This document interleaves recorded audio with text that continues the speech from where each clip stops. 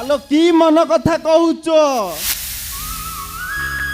আলো তমে হউছ এ ঘরর বহু আলো ঘর ভিতরে রহিবা কথা আলো তম মুন্ডরে তো ওড়না রহুনি দাଣ୍ଡ বারি হেই বুলুছ হাত কলা ହେଇଯିବ ବୋଲି ରୋଷେଇ କରୁନ ଯେ ମୋ ବୋଉ ଏ ବୁଢ଼ୀ ବୟସରେ ତମକୁ ରୋଷେଇ କରି ଦଉଛି ଆଉ ମୋ ବାପାଙ୍କ ପାଦରେ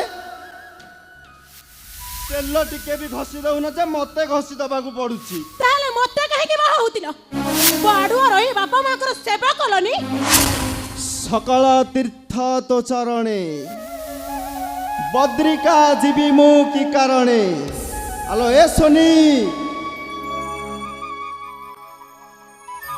ବାପା ମାଙ୍କର ପାଦ ତଳ ସକଳ ତୀର୍ଥ ଆଉ ବାପା ମାଙ୍କର ପାଦ ସେବା କଲେ ଯୋଉ ପୁଣ୍ୟ ମିଳେ ଆଲୋ ଏଇ ପଥର ଦେବତାକୁ ପୂଜା କଲେ କଣ ସେଇ ଫଳ ମିଳିବ? ଭାଗବତରେ ଲେଖା ଅଛି।